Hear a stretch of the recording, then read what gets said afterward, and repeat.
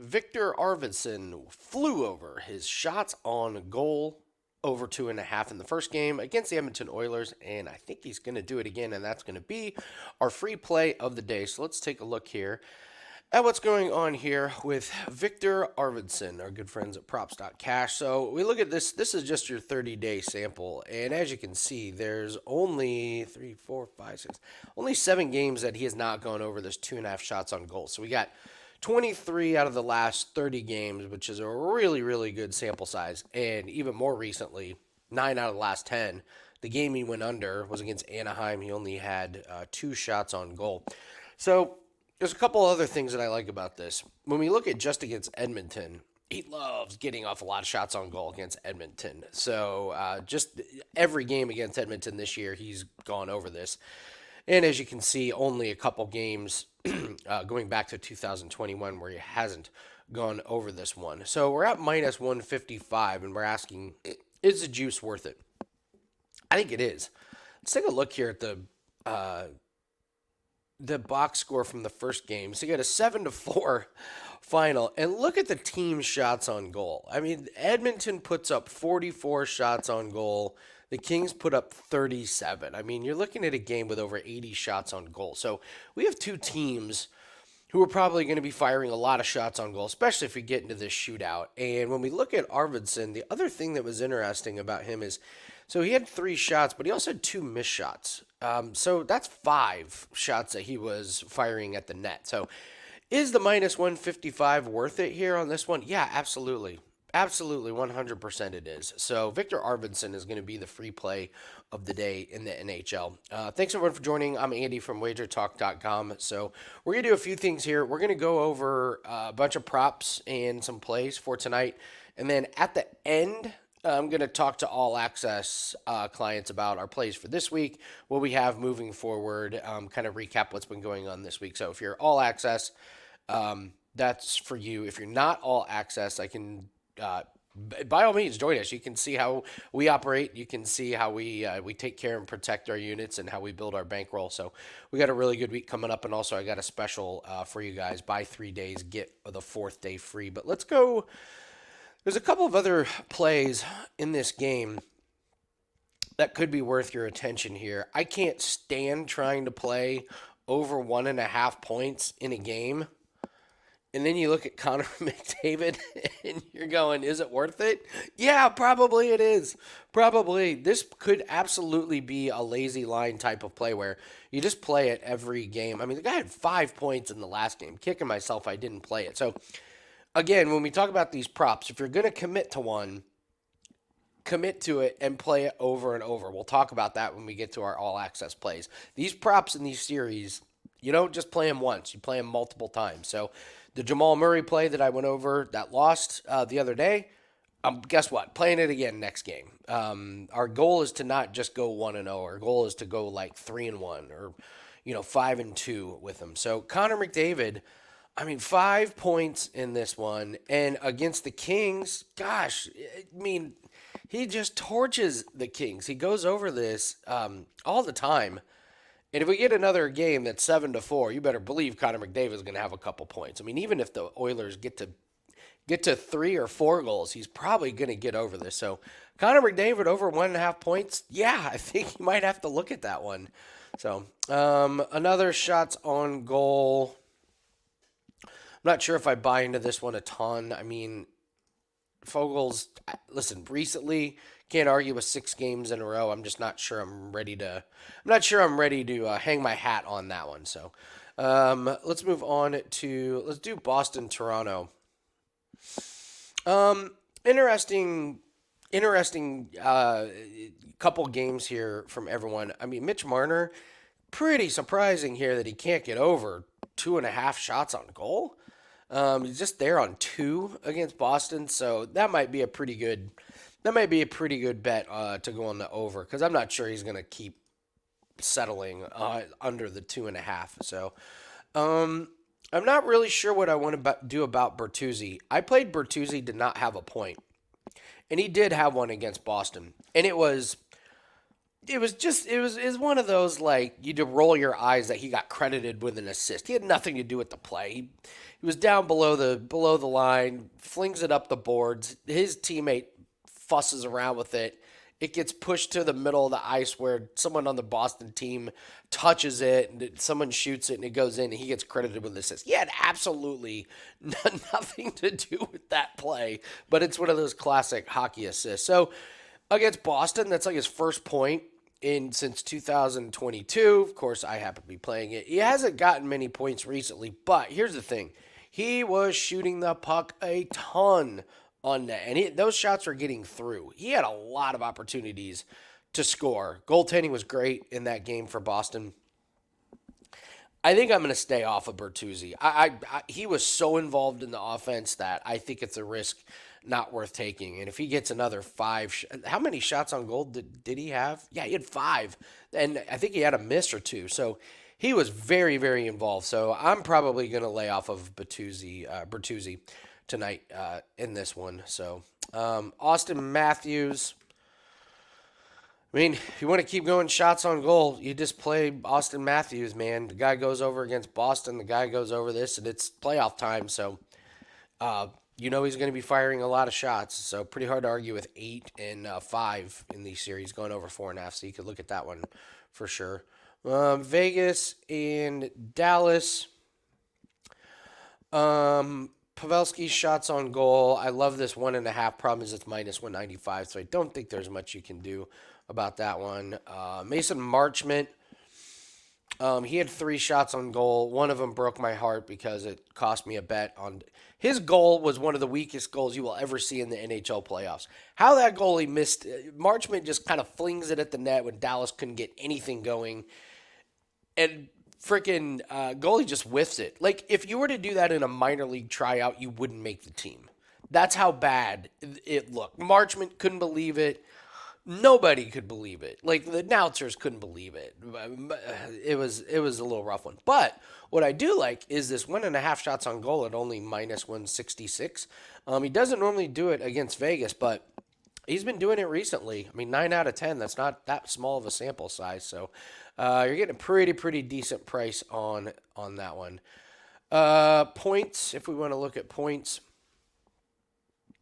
I mean, Eichel continues to keep cashing.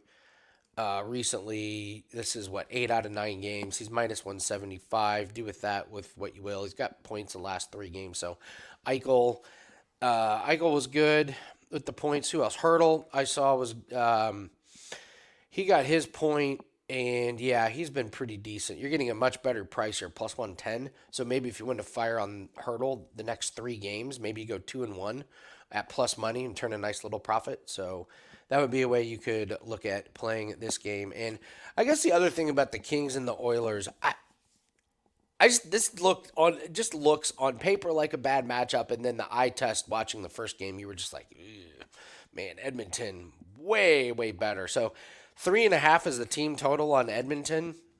They had 7 in the first game. Maybe you come right back to them and just play them on the team total over and expect them to get to 4 goals, because it did not look like the Kings had a lot of answers for Edmonton. So it's another way that you could potentially look at that. All right, only a couple games in the NBA here. So let's take a look at Miami and Boston. If you can find this, Duncan Robinson, it's over 2. So this website has listed 2.5 rebounds plus assist. I have really only been able to find 3.5 at plus money, and I'm on the fence about this one because I wanted to play him in the last game, and then I didn't, and I really regretted it because he had pretty good minutes. He played decent enough minutes, and we're seeing with these low totals, you get a guy that plays 15 to 20 minutes, he's going to fall into a couple of rebounds and a couple of assists, unless it's Jamal Murray. No, I'm kidding, I digress. So this is potentially worth it. Against Boston, not a great track record against Boston this year, but I don't know. I had him pegged last game, and I regretted it. 3.5 at plus money, it might be worth it if you're looking at the rebounds and assists. I did see something about. There was something about I saw, and I forgive me, I can't remember who to give credit to, but Porzingis apparently he does really well in the first quarter. So if you like playing quarter props, apparently he averages like a ton of a ton of points in the first quarter. But if you're looking at his performance, he's come up just short under his PRA the last few games here. Against Miami, obviously the last game he went under, then he flies over, but then he's not quite getting there. And it does make sense. It's a defensive battle. You got Tatum, you got Brown, you got Drew Holiday. There's just a lot of guys that can absorb stats, and Porzingis doesn't, I don't know, doesn't quite check the boxes to get there. So if you're looking at, yeah, maybe rebounds and assists, you go under. He only had 5 in the last one, but Porzingis, this is a big number, 27.5. He would have to have a pretty big game, and I'm not sure he's going to be the focal point for them. So that was one I was looking at, and then can look at the Pelicans and the Thunder here. There was one player prop that I wanted to go over, and that is Brandon Ingram, 31.5. I'm going to record an episode of NBA Tip-Off today, and this is going to be my play on that one. If you haven't watched Lou Dort play defense when he's really dialed in, it's really something. I mean, he is absolutely one of the best in the league, and he disrupted Ingram's game so much. And you can see it in the stats because Brandon Ingram's points, rebounds, and assists is 31.5, and he only had 21, and that was not by fluke. That was a Lou Dort performance on defense that was pretty wild. So I believe Ingram was only like 5 of 17 from the field, and Dort is just always in his face. He's moving him out of the way. He's getting him out of his comfort zone. He's getting him off of his spot. And this number is a little bit deceiving. We can add the filter of without Zion Williamson. This is still a pretty big number here for him to get over. Only 2 out of the last, 7 games has he gone over without Zion. That was a low-scoring game, 92-94. The over-under for this one is 211.5. I lean to the under in that one, so might be looking at another tough night for Brandon Ingram, especially if they put Dort on him. So that was one that jumped out. And honestly, not a whole lot else jumped out to me in that game. So if you're going to play something in that one, I would absolutely look at the under on Ingram. That's a tall ask when you got Dort blanketing you for the whole game. So those are some plays that I like for today. I mentioned that we're having a special. Grab this one starting today. It is buy 3 days and get your 4th day free. Why is that important? Well, we have a 5% play that goes off on Saturday. So if you lock this deal in, you're going to get all of our NBA and NHL official props for the next 4 days, and you're going to get that 5% play included. There's going to be a lot of plays over the next few days, just with how many games there are. So it's a great deal, and you get the 5% play. So there's no promo code needed. Just go to Andy Lang at wagertalk.com. We're up 72 units. Wager Talk just sent a message out. We're number 2 in NBA and NHL playoffs. So at Wager Talk, so we're doing pretty good. Coming off of not a great night last night, but I'm going to talk to all access clients about why we continue to play the same plays over and over. So if you're not in all access, you just want to get a small sample size. Get 3 days, get your 4th free, and that 4th day is really, really important because it gets your 5% UFC, 6-1 in MMA. So, all right, all access guys. All right, so last couple of days we've given back some units. I was monitoring this close because Sunday was a bit of a lucky day. We had weather that broke our way. Normally, when weather adds chaos to a sporting event, normally it doesn't go well for me. But instead, we had a couple plays flipped. We were going to lose a 5% play, and it got flipped, and we won it. We were probably going to tie on a golf head-to-head matchup. We ended up winning it. So we had some fortunate things go our way. Last couple nights, good that we've only been playing these plays at 2% over the last few nights. So when we go on a little bit of a losing streak, we're not going to get smoked by any stretch. But some of the plays that have lost, these are these lazy line plays where we just keep playing them over and over. The Jamal Murray that I keep referring to, we're going to play that again. And again, probably. If this is only a 4-game series, we're going to play it the next couple games. We also have a couple plays pending. Don't forget about those. We had a Formula One, a McLaren double top 10, and we parlayed that with the Carolina Hurricanes to win that series. Carolina's up 2-0 after the Islanders blew the lead. That's a 3% play, so I expect that to cash. We have the 3% parlay on the Nuggets minus 1.5 games. That's looking good. And then we have the Pacers plus 2.5 games in the series against the Bucks. Pacers get the win last night. They only need to win one more game, so I'm loving that play. So we're looking at 6 units that we're going to be bringing in whenever those series close out. So my guess is probably next 7 days. So don't forget that we have those plays. So I'm going to be going back to some of the plays that we've lost on, and like I said, just we keep playing them. They're not going to go under every single time. They're not going to go over every single time. But if we think we have an advantage, we're going to keep playing those. So don't get discouraged if any of those props that you've been playing, even if you've been playing them on your own, if they lose one game, just go right back to them, unless you see something really alarming. Like the Grayson Allen play that we did a free play on. We played that. He sprained his ankle. That's immediately we get off that play. So glad we did. He did not look effective at all and played hardly any minutes. So that's we're not going to change too much over the next few days. You're gonna see a lot of the same names popping up as we play the same plays over and over. These props are not going to be more than 2%. That's why we want to keep it.